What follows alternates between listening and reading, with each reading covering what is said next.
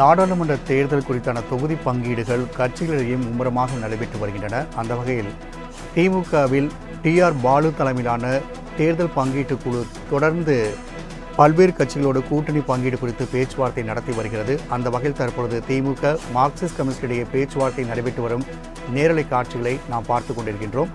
அண்ணா அறிவாலயத்தில் டி.ஆர். பாலு தலைமையில் இந்த பேச்சுவார்த்தையானது தற்பொழுது நடைபெற்று வருகிறது.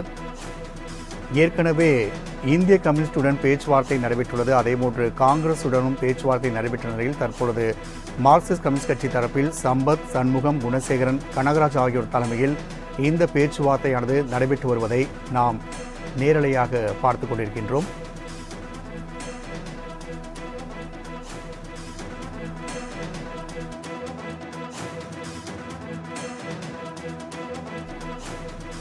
அண்ணா அறிவாலயத்தில் டி.ஆர். பாலு தலைமையிலான திமுக குழுவுடன் மார்க்சிஸ்ட் கம்யூனிஸ்ட் கட்சி தரப்பில் சம்பத், சண்முகம், குணசேகரன், கனகராஜ் ஆகியோர் தலைமையில் பேச்சுவார்த்தையான நடைபெற்று வரும் அண்மை செய்தியை பார்த்துக் கொண்டிருக்கின்றோம்.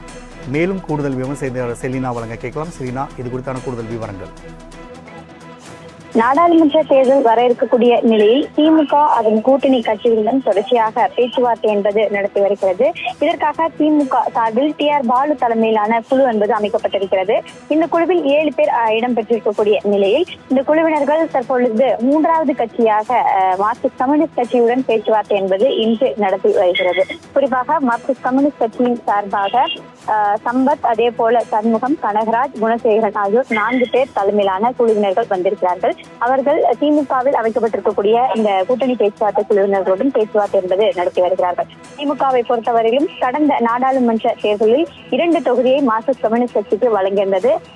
மதுரை உள்ளிட்ட தொகுதிகளை வழங்கியிருக்கக்கூடிய நிலையில் மதுரை, கோவை இந்த 2 தொகுதிகளுமே மீண்டும் இந்த முறையும் அந்த தொகுதிகளை வழங்க வேண்டும். அதுபோக 4 தொகுதிகள் உத்தேச பட்டியலாக மொத்தமாக 6 தொகுதிகள் வழங்குவதற்கான உத்தேச பட்டியலை மார்க்சிஸ்ட் கம்யூனிஸ்ட் கட்சி இன்று திமுக தலைமையிடம் வழங்க இருக்கிறது.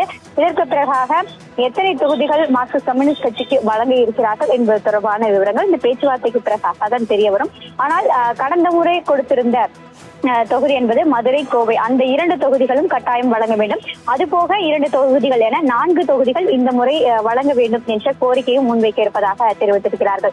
ஆனால் கோவை தொகுதியை பொறுத்தவரையிலும் மக்கள் நீதி மய்யம் திமுக கூட்டணியில் போட்டியிட்டால் கோவை தொகுதி அல்லது சென்னை தெற்கு உள்ளிட்ட 2 தொகுதிகளில் ஏதோ ஒரு தொகுதியை வழங்க வேண்டும் என்ற கோரிக்கையை மக்கள் நீதி மய்யம் சார்பில் வைக்கப்பட்டிருப்பதாக தெரிவித்திருந்தார்கள். அதன் அடிப்படையில் பார்த்தோம் என்றால் கோவை தொகுதியை மக்கள் நீதி மய்யத்திற்கு ஒதுக்கப்பட்டால் மார்க்சிஸ்ட் கம்யூனிஸ்ட் கட்சிக்கு வேறு ஏதேனும் தொகுதிகளை வழங்குவதற்காக திமுக திட்டமிட்டிருக்கிறது.